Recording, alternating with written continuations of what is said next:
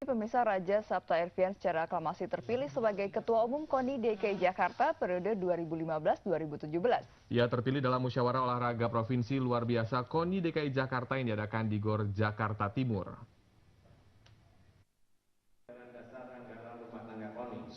Baik, setuju.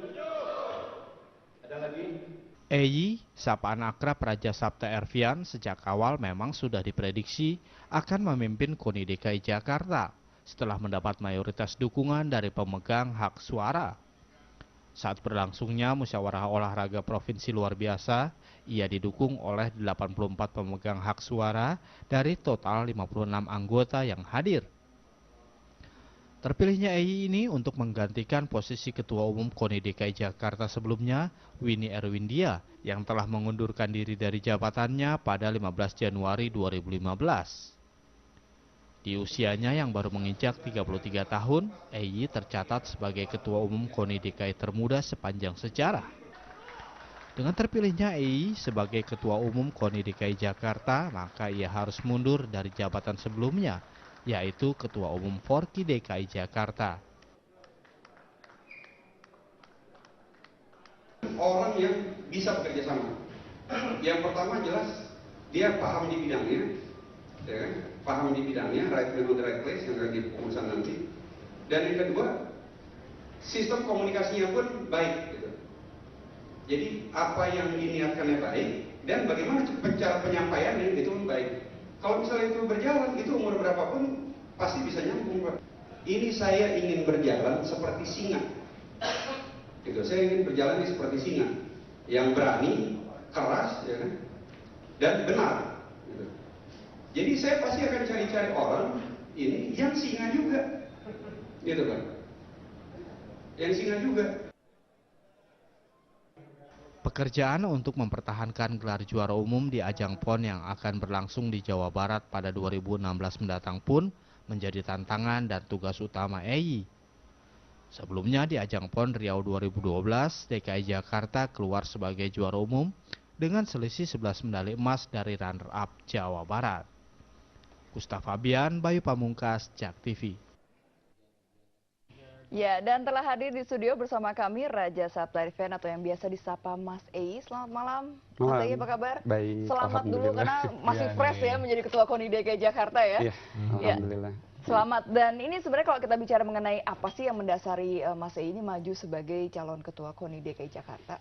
Ya, yang pertama ini memang dunia saya, dunia olahraga, karena dilihat dari latar belakang juga dan profesi saya dari awal itu dari tahun 95 emang saya seorang karateka dan kalau bicara ke konteks tim DKI saya 98 itu mewakili tim DKI, udah masuk tim DKI dan mewakili tim DKI ke Jurnas di Surabaya gitu dengan hasil waktu itu perunggu kalau nggak salah. Jadi Mas ini memang atlet dari dulu ya. Terlihat ya fit ya badannya juga ya. Baik, nah ini kan kemarin dalam Musor Daprov kemarin ada dapat dikatakan terpilih secara aklamasi. Nah, bagaimana kiat Anda merangkul para pemilik hak suara kemarin? Iya, yang jelas konstituen ini kan semua adalah para pimpinan olahraga, para pimpinan cabur, sama seperti saya di cabur karate. Artinya yang dilihat ini pertama harus substansi dari apa yang dikonsepkan ke depan itu harus kandidat yang memahami apa yang akan dipimpin. KONI ini kita bicara atlet, pelatih, wasit, cabur, gitu. Dan alhamdulillah sejak 95 sampai sekarang saya 95 itu atlet, 2002 itu pelatih, 2009 Ketua Forki Kota Madia Jakarta Selatan, 2010 Ketua Forki DKI, 2011 saya manajer pelatnas. Gitu. Dan sekarang udah masuk Forki DKI-nya itu periode kedua. Tapi nanti kan berdasarkan ADART-nya KONI tetap harus dilepas jabatannya yang di Forki itu. Oke, jadi pengalamannya sangat mumpuni sekali nih ya Mas EY ya. Nah, bicara mengenai visi dan misi kepengurusan KONI DKI saat ini gitu. Bagaimana ke depannya langkah operasional apa yang dipersiapkan untuk mencapai visi dan misinya itu nanti? Ya, yang jelas dalam kita mencapai visi ke depan itu kita melihat dari filosofi olahraga itu sebetulnya arahnya kemana gitu. Seperti filsuf olahraga yang legendaris itu kan yang namanya istilahnya terpampang di Senayan ya, Sitius, Altius, Fortius itu kan istilah dari Father Henry Didon yang artinya lebih cepat, lebih tinggi, lebih kuat gitu. Artinya dalam meraih prestasi pun seorang atlet itu nggak ada di benaknya itu target untuk jadi nomor 2 atau nomor 3. Targetnya harus nomor 1, harus yang terbaik. Urusan nanti hasilnya apa itu urusan belakangan. Yang penting kita fight-nya untuk the best dulu. Gitu, itu visionnya. Nah, mengarah ke situ seperti apa, saya menggunakan 7 optimalisasi. Artinya, apa saja itu? Yang pertama itu bagaimana kita optimalisasi dalam pembinaan atlet. Kemudian optimalisasi dalam pembinaan pelatih.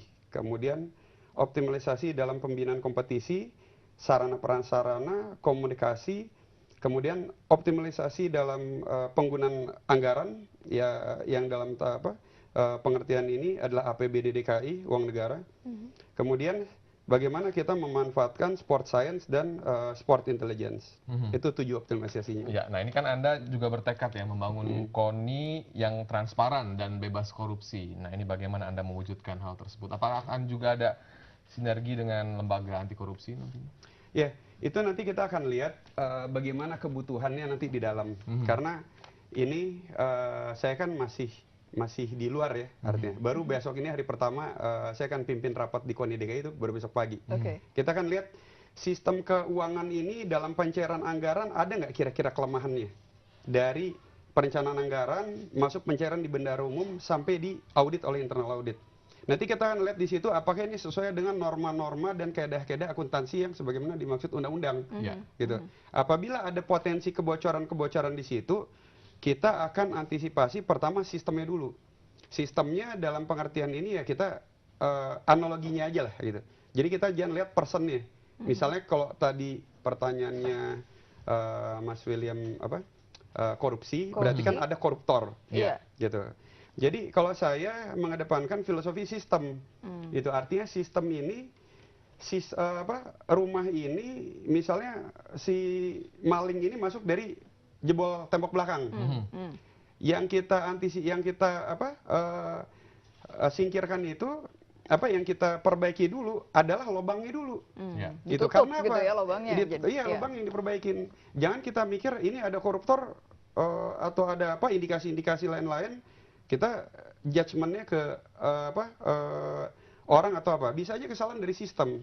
Tapi kalau misalnya gini, kalau misalnya selalu menitik beratkan ke orang, itu kan kadang fakta-faktanya juga harus konkret, harus jelas, secara hukum bisa dibuktikan gitu.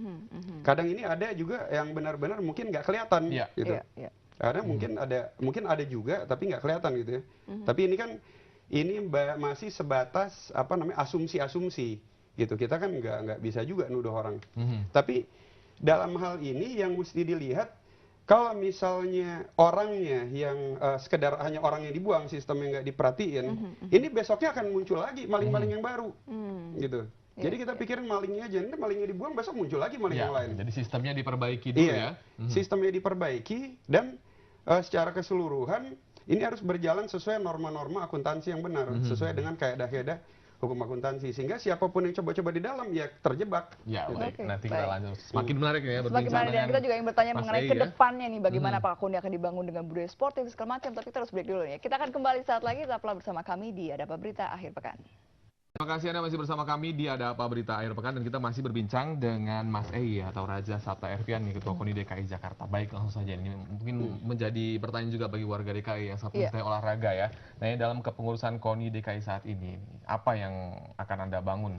Apa sekedar berorientasi pada prestasi olahraga saja atau lainnya atau bagaimana? Iya, yang jelas KONI ini kan induk dan otoritas dari tata kelola olahraga di ibu kota negara, KONI DKI ini. Artinya kita ini harus mengayomi bagaimana cabur-cabur ini akan berjuang ke depannya, gitu. Sehingga cabur-cabur ini kan outputnya adalah prestasi, tujuannya. Nah, kita kawal apa yang mereka butuhkan, apa yang mereka persyaratkan sehingga bisa tercapai target-target itu. Nah, makanya di dalam 7 optimalisasi saya itu ada salah satunya adalah sistem komunikasi. Jadi KONI DKI ini sekarang yang harus turun ke Platda-Platda, lihat kebutuhannya apa, bagaimana sarana prasarana mereka, bagaimana gizinya mereka, apa yang mereka kurang, apa yang mereka butuhkan. Jangan kita dari para stakeholder hanya minta, ayo medali emas gitu, tapi mereka kebutuhannya apa kita nggak tahu, gitu. Jadi kita harus turun ke Platda-Platda dan juga harus lihat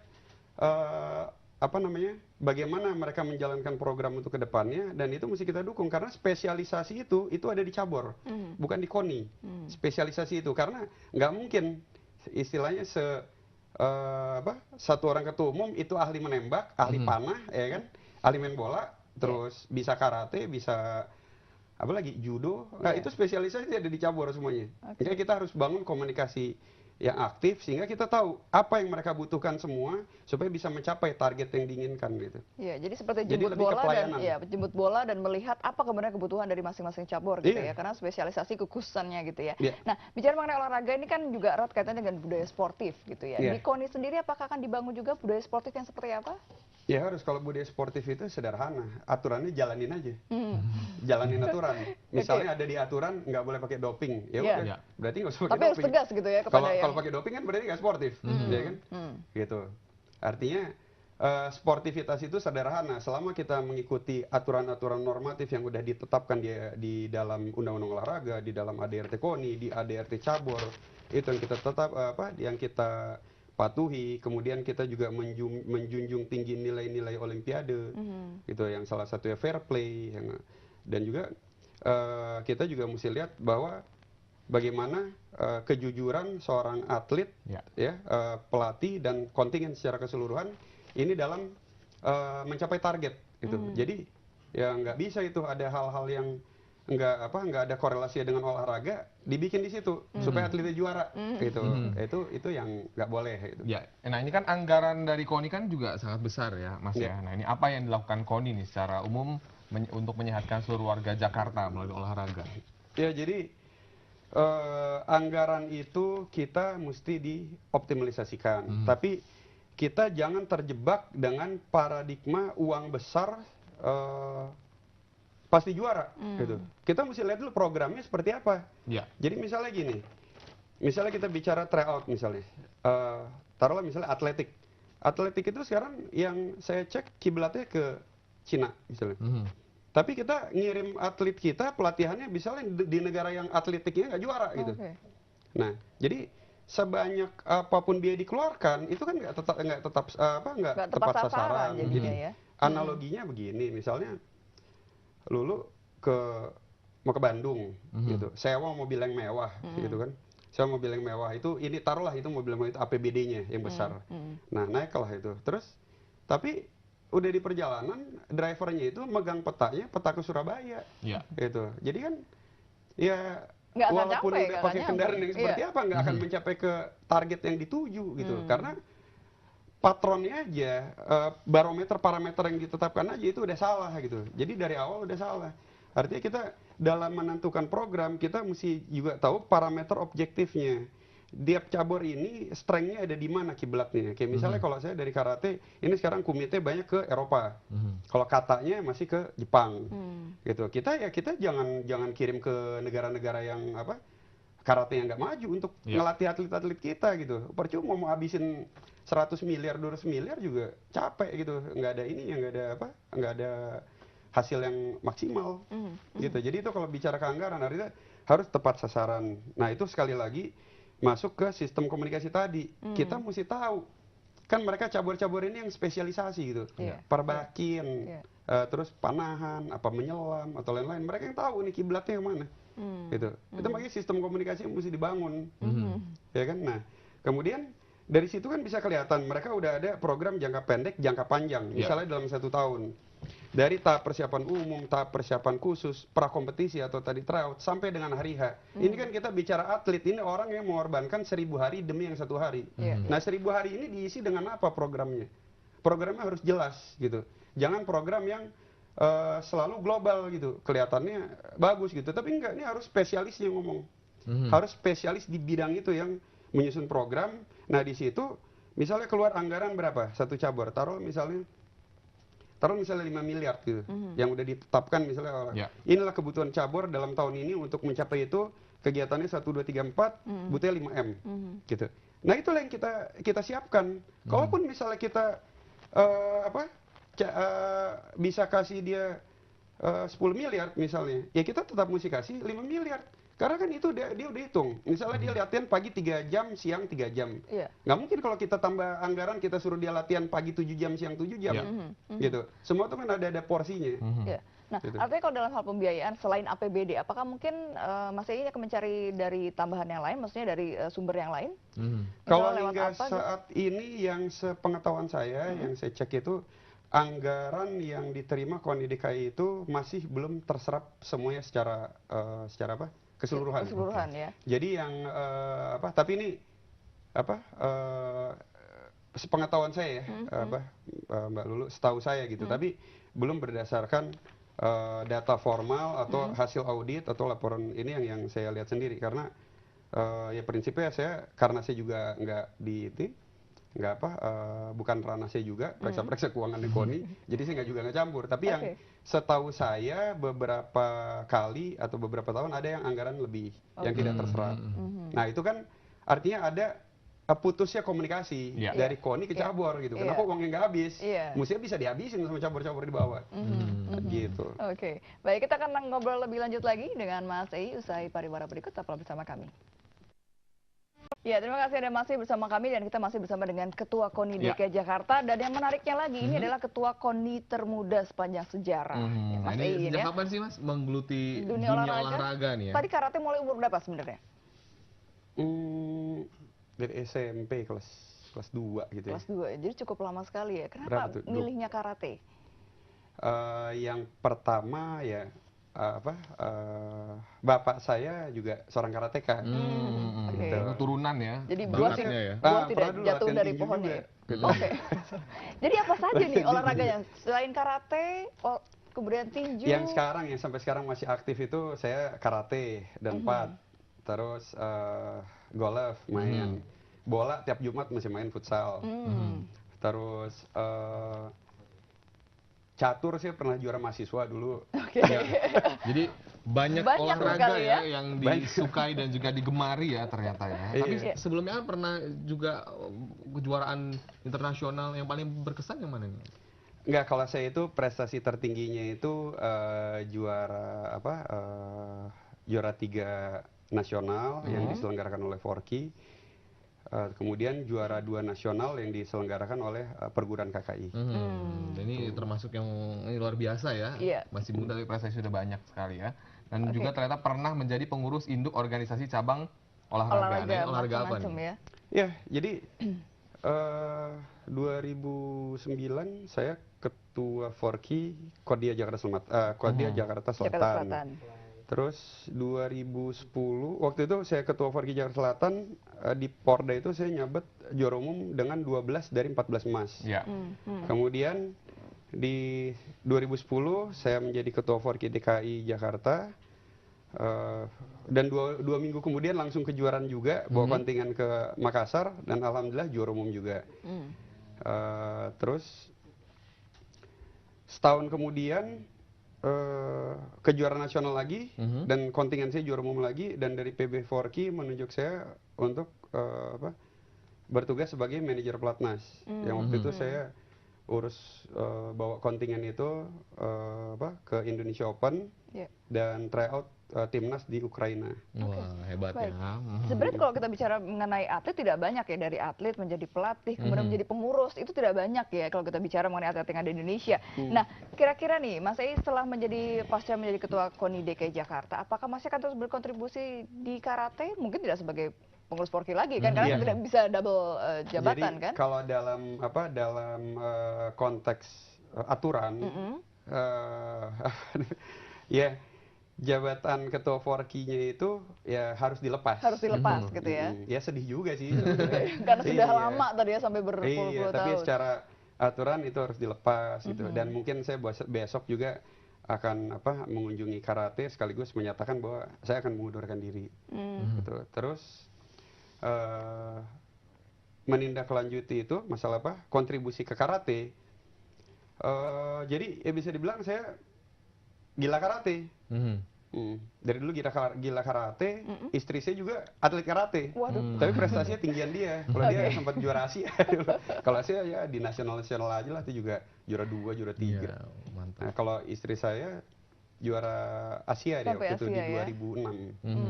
Ya, jadi ya walaupun saya saya tidak terlahir sebagai karateka, tapi insya Allah saya akan mati sebagai karateka. Gitu. Jadi nggak mungkin saya akan ninggalin karate.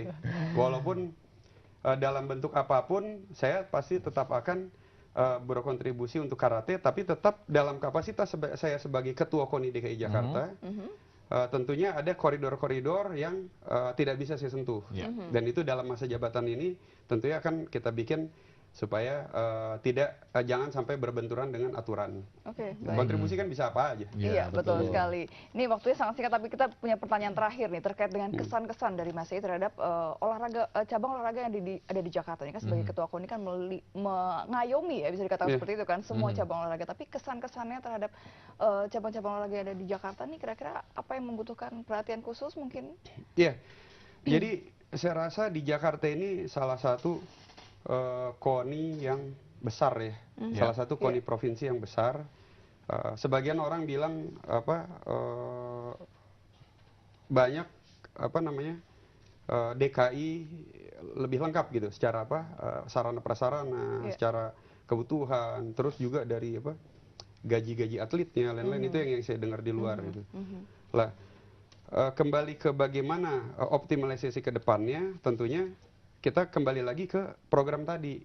Artinya jangan cabur-cabur ini mengacu ke misalnya anggarannya DKI ini besar gitu. Terus udah pasti juara atau apa enggak. Ini sistemnya tetap harus dijalanin dulu. Gitu, tetap dijalani programnya, parameternya apa, ya kan, kiblat cabur itu di mana, itu yang harus diikutin.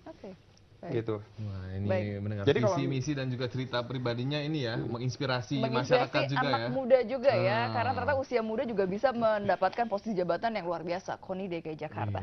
Terima kasih Mas Ei, sukses untuk programnya nanti, semoga bisa tercapai target-targetnya ya.